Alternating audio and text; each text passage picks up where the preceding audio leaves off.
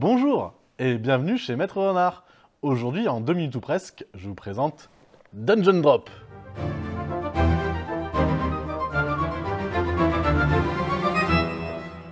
Alors Dungeon Drop, conçu par Scott R. Smith, édité chez Légion Distribution en France. Il se joue de 1 à 4 joueurs, à partir de 8 ans. Les parties durent à peu près 20 minutes. Le concept de Dungeon Drop, c'est très simple, on va être des aventuriers, on va rentrer dans un donjon et on va piller ce donjon. Pour gagner, il faut être celui qui a le plus pillé le donjon, en tapant sur les monstres qu'il y a à l'intérieur, bien évidemment, en ramassant le plus de trésors possible. Celui qui en aura le plus à la fin de la partie aura gagné. Ce qu'il y a de très original dans ce jeu, en fait, c'est qu'on va créer le donjon. Mais comment on va le créer? C'est très simple. On va avoir plein de petits cubes. Alors là, je les ai mis dans la boîte, c'est plus pratique. Et on va tout simplement les balancer sur la table. Voilà. Là, on a créé le donjon. Et le donjon, en fait, il va être constitué de plusieurs choses. On va avoir les cubes gris qui vont, eux, justement constituer les piliers du donjon. Et les salles du donjon vont être comprises, en fait, tout le temps, entre 3 piliers. À chaque fois que je vais devoir jouer, je vais devoir dire dans quelle salle je vais. Et en fonction, je vais ramasser, justement, les trésors qu'il y a dedans. Alors, les trésors, ils ont différentes valeurs. Et les valeurs, elles dépendent de la quête qu'on va vous donner en début de partie. Parce qu'en début de partie, en fait, on va créer notre personnage. Alors là, j'ai déjà fait. J'ai fait un stéréotype de base, j'ai fait un elfe des bois archer. Le fait d'être un elfe des bois, ça fait qu'on n'a pas beaucoup de points de vie. Par contre, on peut se soigner parce qu'on est herboriste. Et le fait d'être archer, ça va permettre de dézinguer un peu les petits monstres à coups de flèche plus facilement. Et après, pour l'autre joueur, j'ai fait un nain dompteur, parce que j'aime bien la capacité du dompteur, il peut pichenetter des petits monstres. En gros, le fait de pichenetter un monstre, s'il touche un trésor, il va pouvoir le récupérer, comme s'il allait dire au petit gobelin « Hey toi, vas-y, va chercher le coffre d'or ». Et après, chacun va avoir une quête. Alors ça, la quête, par contre, elle reste cachée, donc vraiment les autres joueurs sont pas au courant. Mais là, bien évidemment, moi, je vais vous montrer, parce que sinon ça n'a pas de sens. L'elfe des bois archer, lui, il va avoir la quête exterminateur. Ça veut dire que tous les petits cubes bleus vont lui rapporter 3 points de victoire. Donc c'est les cubes qu'on va pouvoir ramasser sur le plateau. Les roses, 2 points. Les transparents, 1 point. Et en plus de ça, chaque petit monstre, donc c'est les gobelins, c'est les cubes verts, vont rapporter 1 point. Parce que normalement, les gobelins, en fait, on va les tuer, mais ils sont tellement nuls, ils nous font perdre un petit peu de points de vie, mais ils nous rapportent pas de points. Là, en fait, l'exterminateur, lui, ça va lui rapporter des points. Et en plus de ça, s'il a tué que des petits monstres, il y a des points bonus à la fin. Et le nain, lui, la résistance du sage. Et lui, c'est si vous terminez la partie avec 3 de santé ou plus, on peut gagner 6 points supplémentaires.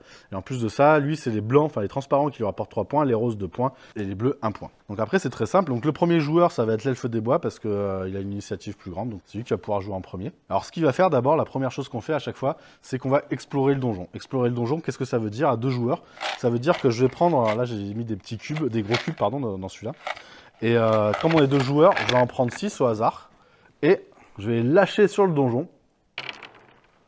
Et donc là, j'ai rajouté des trucs. Par exemple, j'ai rajouté un coffre. Le coffre, c'est très bien, sauf qu'il va falloir que je récupère une clé si je veux pouvoir l'ouvrir. Donc il va falloir que je me débrouille pour récupérer des clés. Donc là, il y a des clés là, il y en a une grosse là-bas qui vient d'arriver. Et donc j'ai un coffre qui va m'en rapporter.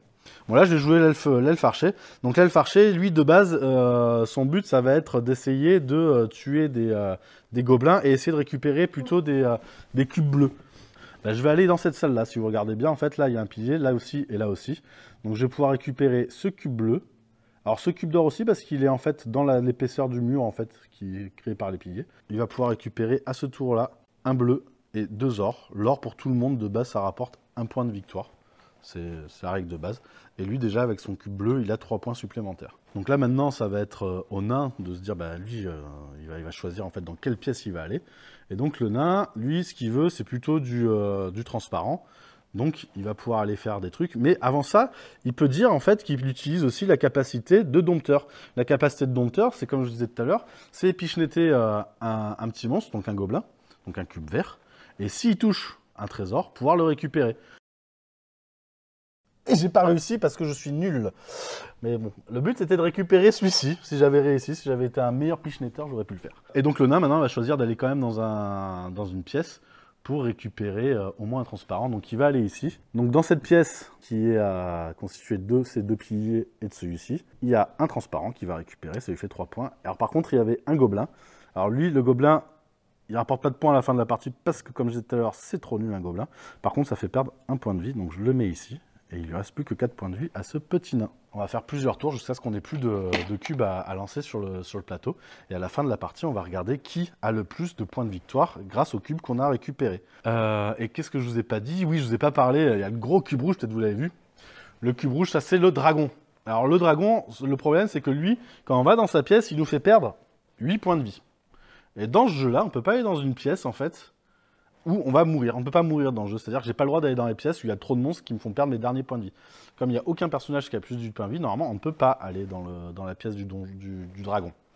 Sauf qu'en fait, il y a un cube spécial. Ce petit cube-là, avec des petites paillettes, ça, c'est le bouclier magique. En fait, si je récupère le bouclier magique, je vais pouvoir ignorer les attaques d'un monstre. Ce qui fait que si j'ai le bouclier magique, que je l'ai récupéré, je peux très bien aller dans la pièce du dragon. Le dragon, il va me cracher ses flammes dessus. Moi, j'en ai rien à faire parce que j'ai mon bouclier magique, ça me protège. J'en profite pour tuer le dragon. Et le dragon, si j'arrive à le tuer, il me rapporte 8 points de victoire, ce qui est énorme dans ce jeu.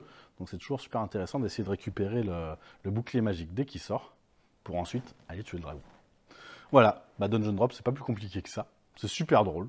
C'est super innovant, moi je trouve, parce que j'ai jamais vu de jeu où on balance tout sur la table pour créer quelque chose. Mais là, en tout cas, c'est le cas.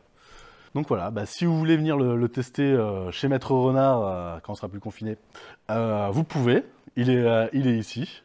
Et si le jeu vous a plu, vous pouvez aussi l'acheter sur maîtrerenard.shop. Merci, à bientôt.